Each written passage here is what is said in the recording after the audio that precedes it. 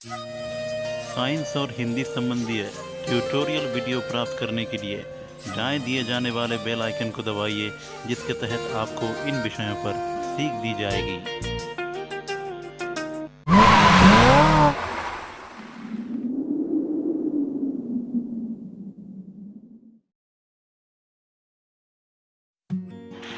Student, एक बार फिर से मैं हाजिर हूं आप लोगों के साथ एक नया वीडियो लेकर। लास्ट वीडियो में हम लोगों ने डिस्कस किया था केमिकल रिएक्शन के बारे में, केमिकल इक्वेशन के बारे में, law of conservation of mass के बारे में, किस तरीके से हम बैलेंसिंग करते हैं उसके बारे में डिस्कस किया था। प्रोडक्ट क्या होता है, रिएक्टेंट्स क्या होता है, ये सब विषय में हम लोगों ने बात किया था। और आज का वीडियो स्पेशली मैंने बनाया है केमिकल रिएक्शन के टाइप्स के बारे में। केमिकल रिएक्शन के कितने टाइप हैं उसको आज हम जानेंगे इस वीडियो में। तो मेरी आशा है आप सभी लोगों से कि आपको ये वीडियो पसंद आएगा। अगर आपको ये वीडियो पसंद आता है तो आप अपने दोस्तों में इसे शेयर कीजिए, सब्सक्राइब कीजिए मेरे चैनल को, और लाइक और कमेंट करना ना भूलिएगा। तो आइए डिस्कस करते हैं इस विषय पर। तो डिस्कस करते हुए सबसे पहले हमें ये ज्ञात करना पड़ेगा कि कॉम्बिनेशन रिएक्शन क्या है, क्योंकि कॉम्बिनेशन रिएक्शन जो है ये केमिकल रिएक्शन का एक बहुत ही ज़रूरी और अहम हिस्सा है। तो कॉम्बिनेशन रिएक्शन ही क्या होता है? The reaction in which two और more reactants combine to form a single product is known as combination reaction। जिस रिएक्शन में दो या दो से अधिक रिएक्टेंट्स आपस में मिलके एक सिंगल प्रोडक्ट बनाता हो, वो रिएक्शन जो है कॉम्बिनेशन रिएक्शन कहलाएगा। यहाँ आप लोग देख सकते हैं, यहाँ पे मैंने डिनोट किया है, यहाँ पे A प्लस बी, यहाँ पे A और B ये दो रिएक्टेंट्स हैं। ये दो रिएक्टेंट्स जो हैं आपस में मिल रहे हैं, जोड़ा जा रहा है दो रिएक्टेंट्स को। तो जब दो रिएक्टेंट्स को आपस में जोड़ा गया तब एक नया और इकलौता प्रोडक्ट बना है, जो है यहाँ पे AB। आप देख सकते हैं, जब यहाँ पे A और B दो रिएक्टेंट्स आपस में जोड़ने के बाद, इन दोनों के जोड़ने के बाद एक नया प्रोडक्ट फॉर्म हुआ है यहाँ पे, जो आपके मोबाइल स्क्रीन में आप साफ तरीके से देख सकते हैं। तो ये है combination reaction. Example combination reaction का अगर हम कहना चाहें तो फिर कह सकते हैं कि बर्निंग ऑफ कोयले को बर्न करना जो है ये कॉम्बिनेशन रिएक्शन के तहत आएगा। तो बर्निंग ऑफ कोल में क्या होता है? C+O2 फॉर्म करता है CO2 को।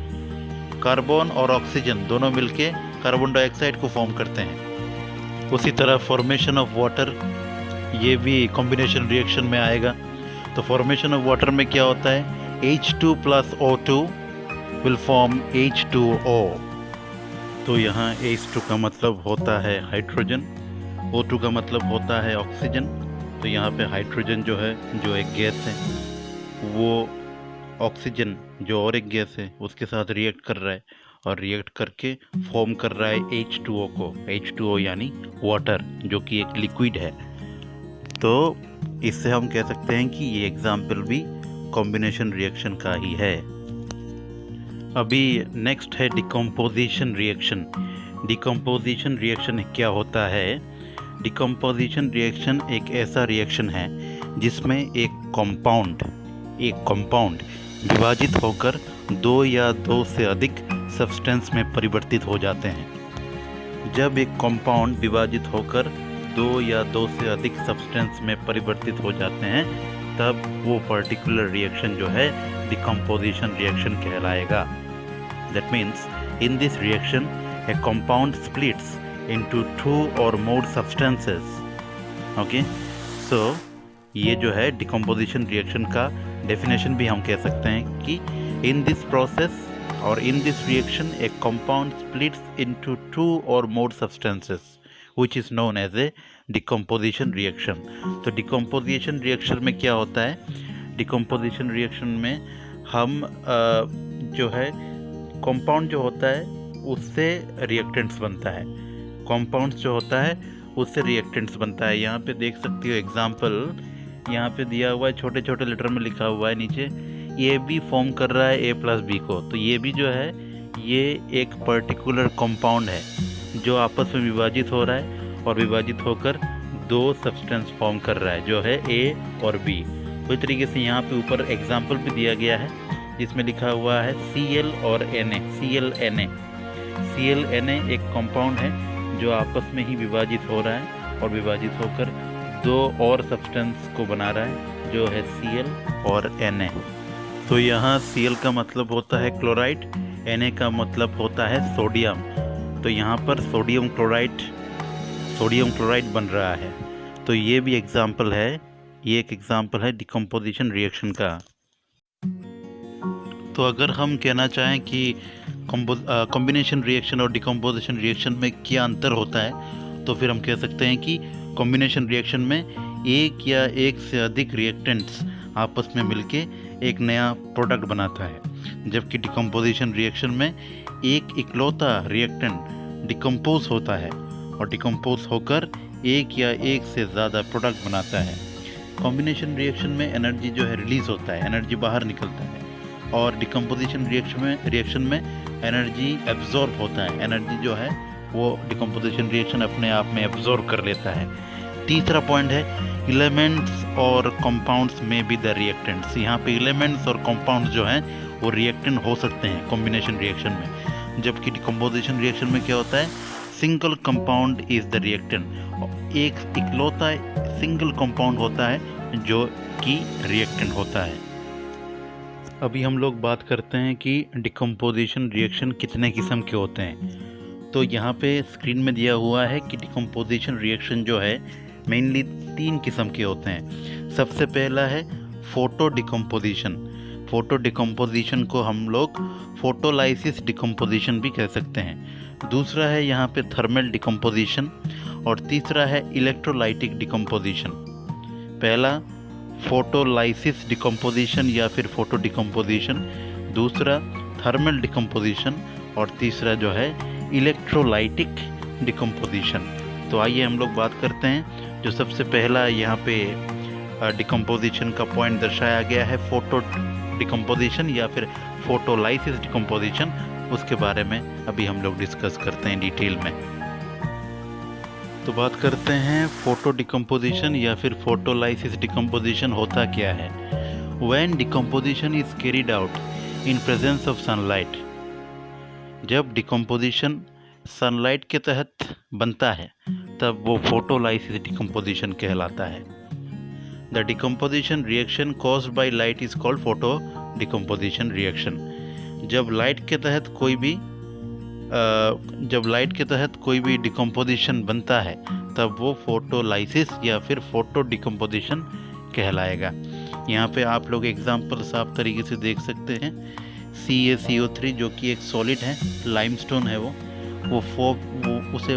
उसको हीट करने से फॉर्म हो रहा है CaO जो कि एक सॉलिड है, वो है क्विक लाइम, प्लस CO2 जो कि एक गैस है। तो जो एग्जाम्पल नीचे दिया गया है स्क्रीन में वो है एग्जाम्पल फोटो डिकम्पोजिशन रिएक्शन का। अभी बात करते हैं थर्मल डिकम्पोजिशन रिएक्शन के बारे में।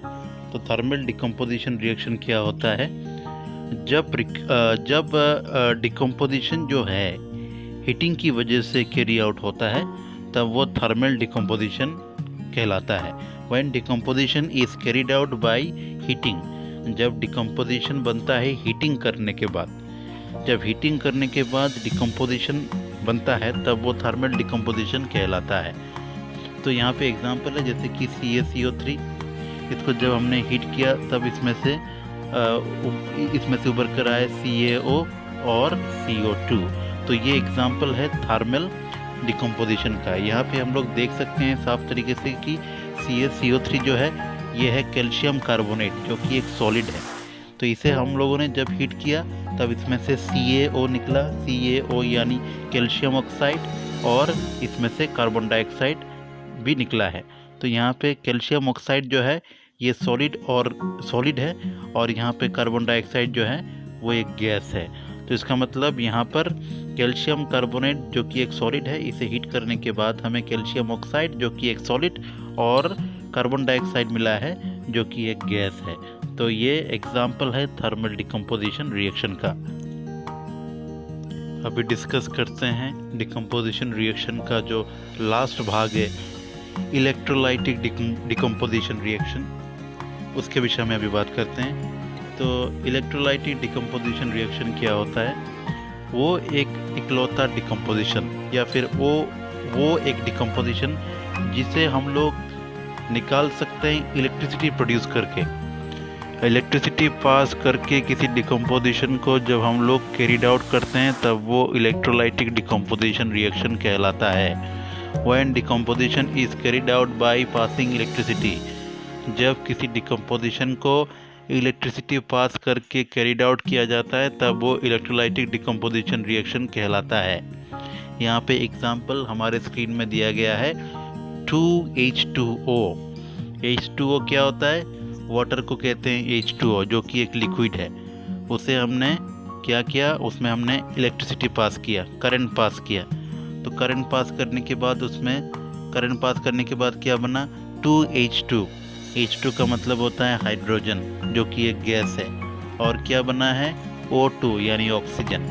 तो हमने लिक्विड में, वाटर जो कि एक लिक्विड है, उसमें जब हम लोगों ने करंट पास किया, इलेक्ट्रिक करंट पास किया, तब उसमें से दो गैस बाहर निकले, एक है हाइड्रोजन और दूसरा है oxygen.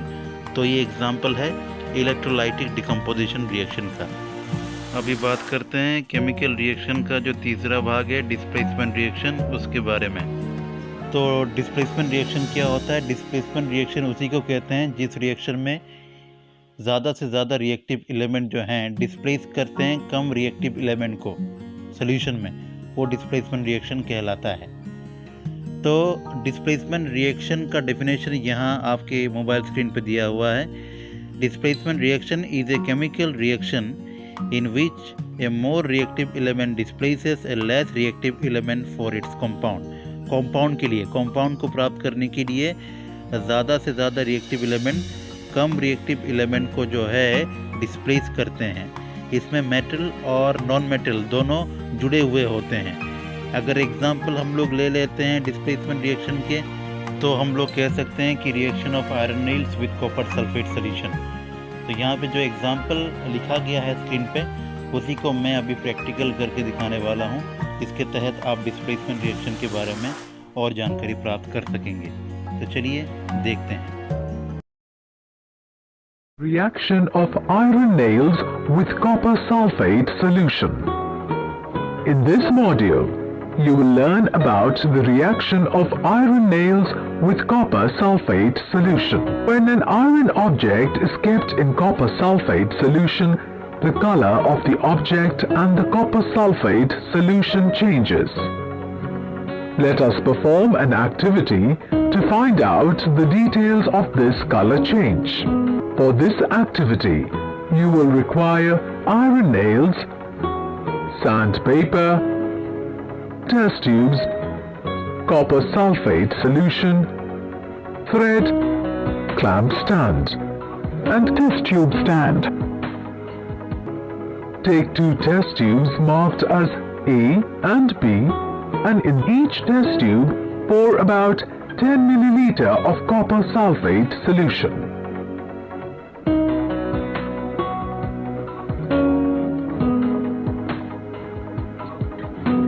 Test tube A on the clamp stand and keep the test tube B as control sample in test tube stand. Now take 3 iron nails and clean them by rubbing with sandpaper. Tie 2 iron nails with a thread and immerse them carefully in the copper sulfate solution in test tube A for about 20 minutes and keep the third nail aside. After 20 minutes, take out the nails and keep them beside the unused clean nail. Do you observe any change? On comparing both the nails with the unused nail, you will find that the iron nails, which are kept in the copper sulfate solution, have developed a reddish brown layer on them. Now take out the test tube A from the clamp stand and keep it beside test tube B for comparison. On comparing both the solutions, you will find that the original deep blue color of the copper sulfate solution has faded away. What is the reason behind these changes? When iron nails are dipped in copper sulfate solution, the iron metal reacts with copper sulfate, which results in the formation of ferrous sulfate and copper metal.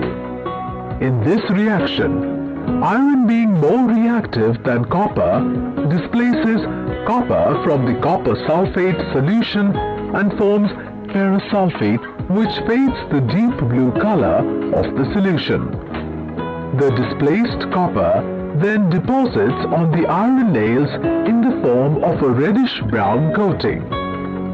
Since in this reaction, a more reactive metal iron displaces a less reactive metal copper from its compound, it's a displacement reaction.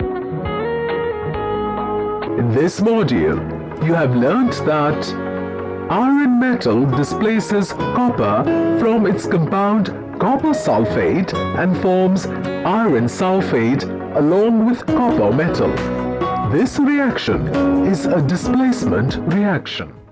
Elements के आपसी अदला बदली के कारण जब दो नए compound बनते हैं तब उस रिएक्शन को हम डबल डिस्प्लेसमेंट रिएक्शन कहेंगे। यहाँ पे साफ तरीके से आपके स्क्रीन में डिफाइन किया हुआ है कि the reaction in which elements are exchange between two compounds are known as double displacement reaction. Double displacement reaction में हमेशा एलिमेंट्स के आपसी अदला बदली होते हैं और उनकी आपसी अदला बदली के कारण दो नए कंपाउंड भी बनते हैं, तो ये डबल डिस्प्लेसमेंट रिएक्शन हो जाता है। यहाँ पे नीचे हम लोग डबल डिस्प्लेसमेंट रिएक्शन का एग्जाम्पल देख सकते हैं। यहाँ पे दिया हुआ है Na2SO4 यानी सोडियम सल्फेट जो कि एक्वियस सॉल्यूशन है, प्लस BaCl2 जो बेरियम क्लोराइड है, ये भी एक्वियस सॉल्यूशन है। ये दोनों आपस में मिलके फॉर्म कर रहे हैं BaSO4 बेरियम सल्फेट जो कि एक सॉलिड है, और 2NaCl दो सोडियम क्लोराइड फॉर्म कर रहे हैं जो कि एक एक्वियस सॉल्यूशन है। बच्चों, अभी हम लोग डिस्कस करने वाले हैं ऑक्सीडेशन और रिडक्शन के बारे में। तो सबसे पहले डिस्कस करते हैं ऑक्सीडेशन है क्या। ऑक्सीडेशन एक ऐसा प्रोसेस है जिसके तहत हम लोग ऑक्सीजन को किसी भी सब्सटेंस में ऐड कर सकते हैं और उसके साथ साथ हाइड्रोजन को उस सब्सटेंस से बाहर निकाल फेंक सकते हैं। ये है ऑक्सीडेशन। ऑक्सीडेशन के कुछ इंपॉर्टेंट पॉइंट यहाँ पे मैंने मेंशन किया हुआ है स्क्रीन पे, जैसे कि गेन ऑफ ऑक्सीजन यानी ऑक्सीजन को हम लोग ऐड कर सकते हैं ऑक्सीडेशन में, जबकि हाइड्रोजन को हम लोग बाहर फेंक सकते हैं, लॉस ऑफ हाइड्रोजन। तीसरा है लॉस ऑफ इलेक्ट्रॉन। ऑक्सीडेशन में इलेक्ट्रॉन का लॉस होता है, इलेक्ट्रॉन जो है खो देता है ऑक्सीडेशन में। और चौथा है increase in oxidation number. Oxidation जो है वो हमेशा इंक्रीज होता रहता है अपने नंबर में। अभी हम लोग बात करते हैं रिडक्शन के बारे में हम लोग बात करते हैं। रिडक्शन दरअसल क्या होता है, रिडक्शन में हम लोग हाइड्रोजन को ऐड करते हैं सब्सटेंस में और उसके साथ ही साथ हम लोग ऑक्सीजन को सब्सटेंस से बाहर फेंक सकते हैं।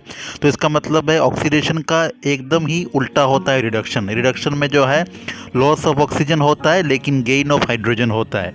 वही तरीके से लॉस ऑफ इलेक्ट्रॉन होता था ऑक्सीडेशन में, जबकि रिडक्शन में गेन ऑफ इलेक्ट्रॉन होता है। तो ऑक्सीडेशन में क्या होता था, इंक्रीज इन ऑक्सीडेशन नंबर होता था, जबकि रिडक्शन में डिक्रीज इन ऑक्सीडेशन नंबर होता है।